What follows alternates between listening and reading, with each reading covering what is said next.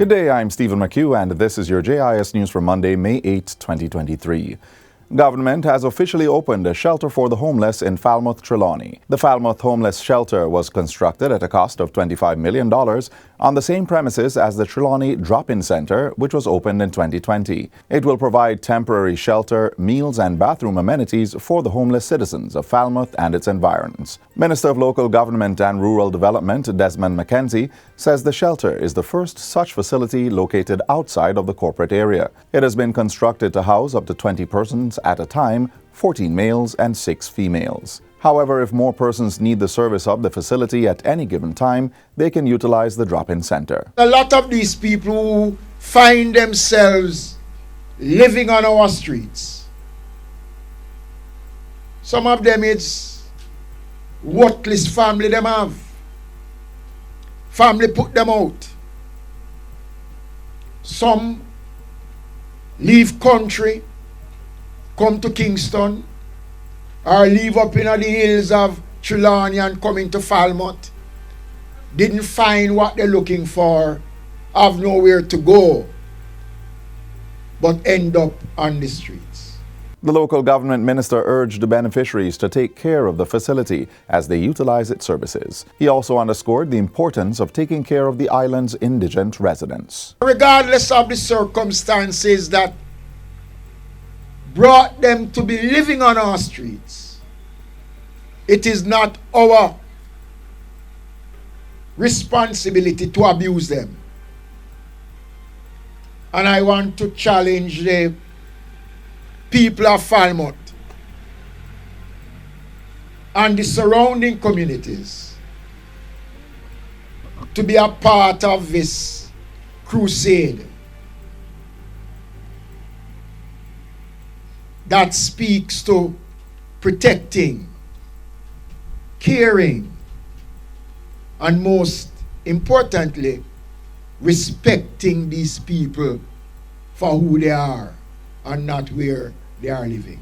The Ministry of Health and Wellness has set out to improve diagnostic services across the country with the launch of a tender process for the lease of 49 pieces of equipment. It includes 9 CT scan machines, 4 MRI machines, and 36 fixed and mobile ultrasound units. Portfolio Minister Dr. Christopher Tufton says the tender will require the management and maintenance of the equipment under a capital lease agreement. He was making his contribution to the sectoral debate in Parliament recently. This, Madam Speaker, will be the first time that the ministry has embarked on a comprehensive, holistic approach to diagnostic services in the public health system. The Inter-American Development Bank, IDB, has been engaged to provide technical support for the operation of the equipment. Dr. Tufton says the process may take a year or more, so public-private partnerships will continue for the outsourcing of diagnostic services. Meanwhile, the Ministry of Health and Wellness will be stepping up work this fiscal year to increase blood donations and the number of voluntary donors. Portfolio Minister Dr. Christopher Tufton says the National Blood Transfusion Services Blood Drive program will be expanded beyond the 4 schools visited since the launch, where it has collected 85 units of blood. The Blood Drive program targets high schools and tertiary institutions. Which, by the way, according to the clinicians, could save potentially 255 lives. This year, we're targeting through the minister another 20 high schools to collect 600 units. Dr. Tufton says 5 universities and teachers' colleges will also be engaged in the collection drive to further boost voluntary blood donation. In addition, the ministry will this year identify 5 strategic blood donation sites in underserved areas such as St. Mary, Portland, and St. Thomas to meet the demand for blood. This will increase the total number of sites island-wide to 16, while 2 mobile response units will be added to the fleet. Still on health, with the announcement of an end to the COVID-19 global emergency by the World Health Organization, WHO, the Ministry of Health is urging Jamaicans to remain vigilant. The caution comes in light of the country's recent increase in respiratory illnesses.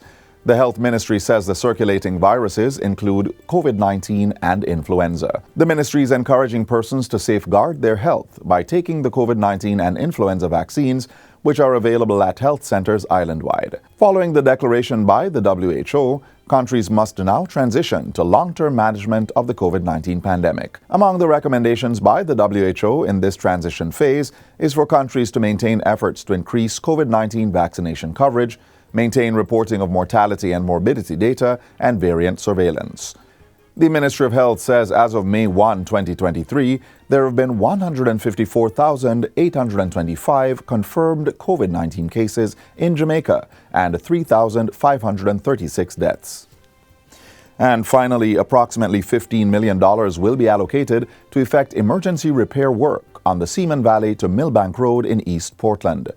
This will bring much-needed relief to scores of residents in that area. Minister with responsibility for works, Everald Warmington, gave the update during a tour of the area last week. I asked the NWA team to scope a $50 million emergency project for it right now to try and make the surface a little better to use.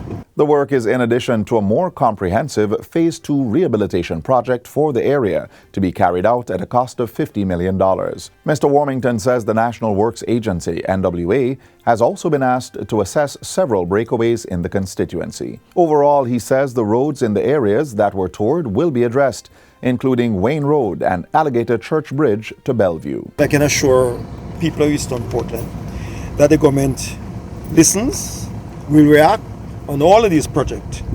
Our projects will be addressed this year. And that's it for JIS News Today. I'm Stephen McHugh. Thanks for watching.